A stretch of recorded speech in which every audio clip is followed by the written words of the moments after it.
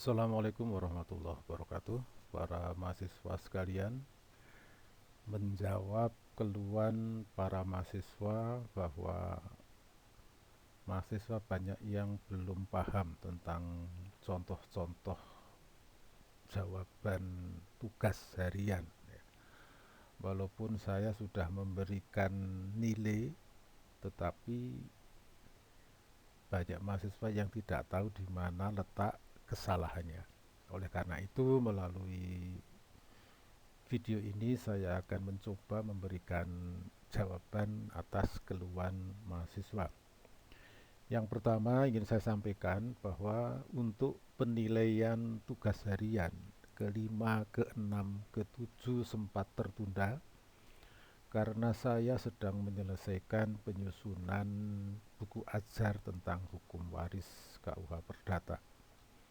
Saat ini alhamdulillah sudah selesai dan sudah masuk di percetakan dan tinggal menunggu terbit. Setelah selesai saya menyusun itu, baru saya menyelesaikan koreksi tugas-tugas harian. Nah, untuk tugas harian 1 dan 2 itu sifatnya pengetahuan, ya, sifatnya pengetahuan, teori.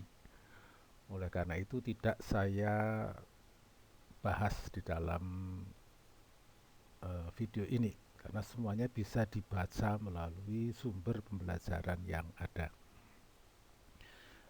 Kesan saya dari jawaban para mahasiswa, ada yang menjawab dengan sungguh-sungguh, mencoba untuk menuliskan jawaban secara rinci, detail, termasuk juga dasar hukumnya, tapi juga ada beberapa mahasiswa yang menjawab asal menjawab, ya. Jadi maka bisa dilihat dari perolehan nilainya. Yang nilainya bagus berarti menjawab secara baik, dan yang nilainya kurang bagus berarti jawaban itu juga kurang kurang memenuhi syarat atau kurang baik. Baiklah, langsung saja saya akan membahas mengenai tugas harian yang ketiga. Tugas harian yang ketiga ini membahas mengenai pembagian warisan di antara ahli waris golongan 1. Nah, ini soal yang pertama, ya. Dalam petunjuk soal sudah saya sampaikan, ya. Pelajari materi hukum waris mengenai pengertian dan unsur-unsur pewarisan dari video pembelajaran 3. Nah, ini maksudnya sebetulnya lebih tepat materi tentang ahli waris golongan 1, ya, bukan pengertian dan unsur-unsur, ya, karena ini pengertian dan unsur ini pada video pembelajaran yang sebelumnya. Video pembelajaran 3 ini mengenai pewarisan di antara ahli waris golongan 1. Soalnya adalah seperti dalam skema ini, P pewaris meninggal dunia meninggalkan seorang istri, yaitu C, 2 orang anak sah A dan B, dan 2 orang anak tiri D dan E. D dan E ini anaknya C dari suami yang lain. Nah, suami yang, ya, kita bisa katakan sesudah pernikahan dengan P, bisa juga sebelum menikah dengan P, itu C sudah mempunyai 2 orang anak. Nah, di sini keterangannya P meninggal dunia dengan meninggalkan keluarga saudara sebagaimana terlihat dalam gambar skema, dan harta warisan senilai 90 juta. Pertanyaannya, siapakah ahli waris P? Dan hitung pembagian warisan P. Pertama kita jawab yang pertama, siapakah ahli waris P? Kalau kita lihat di dalam gambar skema ini, ahli waris P adalah C, yaitu istri, lalu A dan B, anak sah dari P. Sedangkan D dan E, adalah dilihat dari P merupakan anak tiri, ya, sehingga tidak mempunyai hubungan darah dengan P. Oleh karena itu D dan E tidak mewaris. Dengan demikian ahli waris P hanya CAB atau ABC, ya. Bagaimana pembagian warisannya? Karena ahli warisnya ada 3, kedudukannya sama, ya. Mereka berbagi dengan hak bagian yang sama. Jadi A, B, C masing-masing sepertiga dari harta warisan. Nah, sehingga masing-masing mendapatkan 30 juta. Ini soal yang pertama. Soal yang kedua. Lihat skema di bawah ini. P meninggal dunia meninggalkan seorang istri A, lalu seorang anak C, ya, dan 4 orang cucu EFGH. EFGH ini anak dari D, salah satu anak P yang telah meninggal lebih dulu dari P. Selain itu, pewaris meninggalkan harta warisan senilai 600 juta rupiah. Pertanyaannya, siapakah ahli waris P? Dan sebutkan cara mewarisnya. Nah, ini yang mahasiswa lupa atau tidak menjawab pertanyaan ini. Sebutkan cara mewarisnya. Ini merupakan bagian dari teori, ya, bagian dari pengetahuan. Yang kedua, hitung pembagian warisan di antara para ahli waris. Nah, jawabannya ahli waris P adalah pertama A, istri. A ini mewaris atas dasar kedudukan sendiri. Yang kedua, C. C juga mewaris atas dasar kedudukan sendiri. Selanjutnya, EFGH, para cucu, mewaris atas dasar penggantian tempat, yaitu menggantikan tempatnya D. Sehingga EFGH dihitung sebagai satu pancang, satu kelompok ahli waris, ya. Sehingga pembagian warisannya adalah di sini dipandang ada 3 garis, ada 3 pancang, ya. Yang pertama, bagian A adalah sepertiga dari harta warisan, yaitu 200. C juga mendapatkan sepertiga dari harta warisan, yaitu 200 juta. Sedangkan EFGH bersama-sama menggantikan D. Jadi semuanya berhak atas sepertiga warisan, yaitu 200. Lalu 200 bagian D ini dibagi di antara EFGH, masing-masing mendapatkan 50 juta. Ini jawaban soal nomor 2. Nah, sekarang saya berikan contoh-contoh jawaban mahasiswa beserta nilainya, lalu juga saya tunjukkan di mana letak kesalahannya, ya. Mohon maaf, saya ambilkan jawaban dari mahasiswa dengan tanpa mengurangi rasa hormat. Nama sudah saya hapuskan, berarti saya tidak menyebutkan namanya, tetapi hanya jawaban mahasiswa. Nah, ini ada jawaban dari salah satu mahasiswa, tidak perlu saya sebutkan nama dan kelasnya. Mahasiswa ini mendapatkan nilai 60. Ya. Kita lihat jawaban yang soal 1, dia menjawab ahli warisnya adalah A, B, C, D, E. Ini merupakan jawaban yang salah karena ahli warisnya hanya A, B, C. Kalau jawaban ahli waris sudah salah, otomatis pembagian warisannya juga salah. Nomor 1 ini jawabannya salah. Nomor 2 jawabannya sudah benar. Ahli warisnya adalah A, C, dan EFGH, lalu pembagiannya A 200, C 200, EFGH masing-masing 50. Kita lihat dalam jawaban ini nomor 2 juga tidak menyebutkan tentang mewaris karena kedudukan sendiri, mana yang mewaris karena penggantian tempat. Ini tidak disebutkan secara rinci ya. Hanya menyebutkan siapa ahli waris dan pembagian warisannya.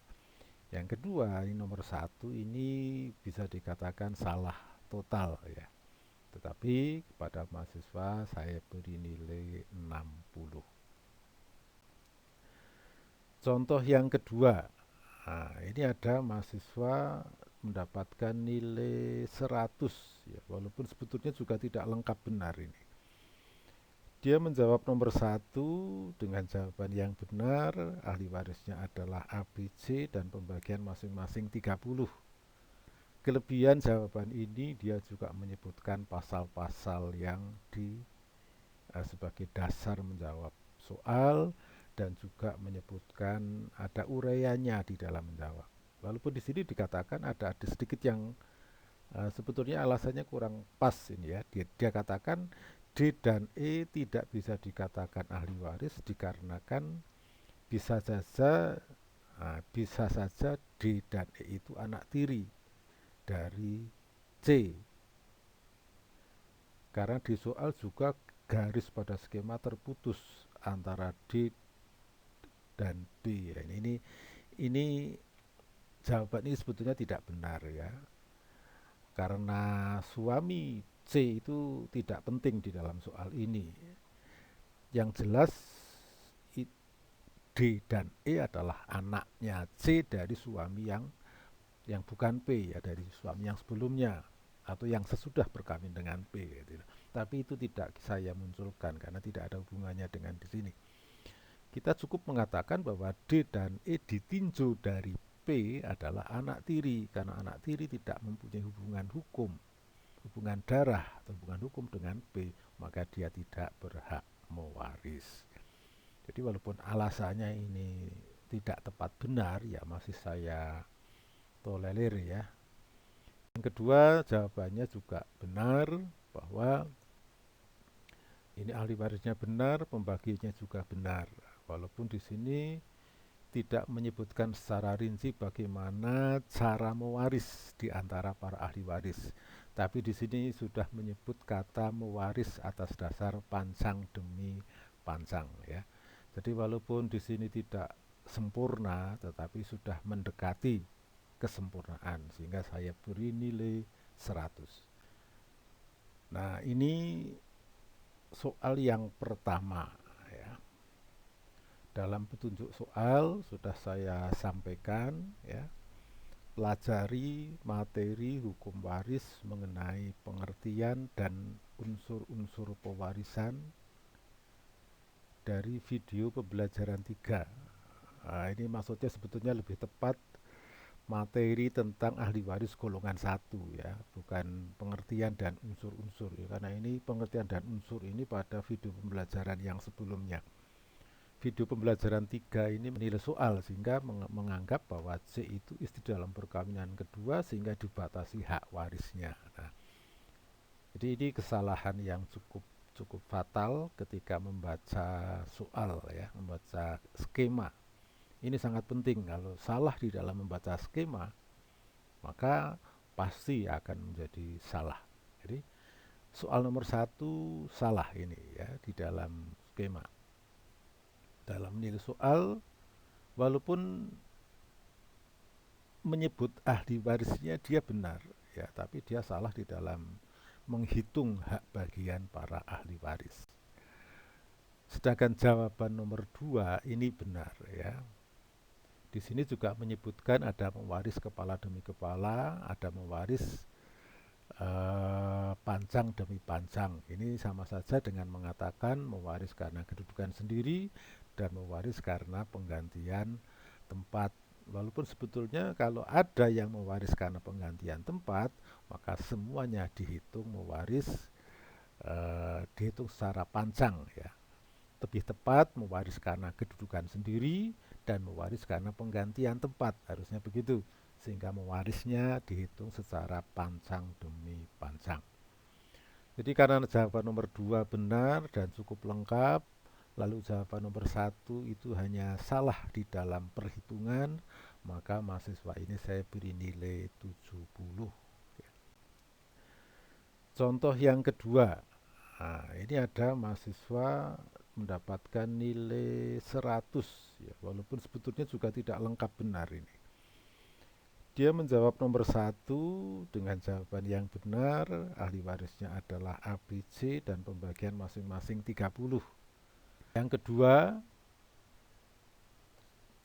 soal nomor 2 ini jawaban ahli warisnya benar, tetapi pembagian warisannya, menghitung hak bagian warisannya adalah salah, ya. Karena di sini menyebutkan dan di dalam membagi warisan itu dengan cara dilakukan pembagian warisan karena dianggap harta warisan itu merupakan harta peninggalan atau merupakan harta persatuan antara P dengan A dengan istrinya.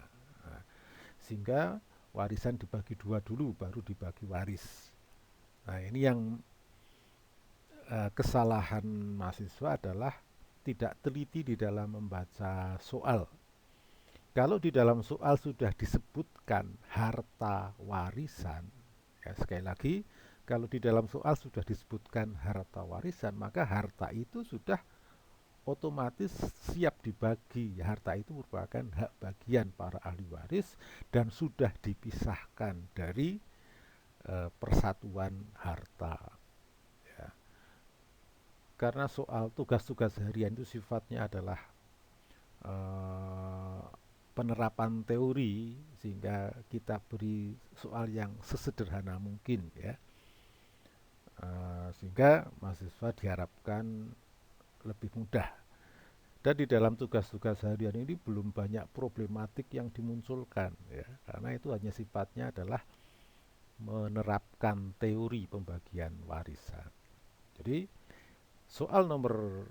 contoh soal nomor 5 ini salah baik dalam jawaban nomor 1 maupun jawaban nomor 2 ini kesalahan di dalam pembagian warisan sehingga mendapatkan nilai 55. Inilah jawaban saya terhadap tugas harian nomor 3. Selanjutnya nanti akan saya tampilkan juga jawaban tugas nomor selanjutnya, yaitu nomor 4, 5, 6, dan 7. Dan nanti juga akan saya munculkan juga tentang jawaban soal UTS. Nah, mudah-mudahan nanti bisa dari semua pembelajaran ini bisa menjadi bahan pembelajaran sehingga nanti ketika menjawab soal-soal ujian utama menjadi lebih baik. Harapan saya semua mahasiswa berhasil dan mendapatkan nilai yang baik, dengan catatan semua mahasiswa rajin dan semangat di dalam belajar, mempelajari bahan pembelajaran yang sudah saya berikan. Walaupun bahan yang saya berikan barangkali terlalu sederhana, ya, sangat minimalis, tapi paling tidak bisa membantu mahasiswa. Selain video pembelajaran yang saya berikan, juga saya munculkan, ya, saya tampilkan beberapa video-video pembelajaran dari pengajar-pengajar yang lain. Silahkan, itu semuanya bisa dijadikan bahan pembelajaran. Hanya tergantung para mahasiswa mau belajar dengan tertib, dengan rajin ataukah tidak, dan ada kesungguhan atau tidak di dalam belajar. Terima kasih, ketemu lagi dalam kesempatan yang lain. Assalamualaikum warahmatullahi wabarakatuh.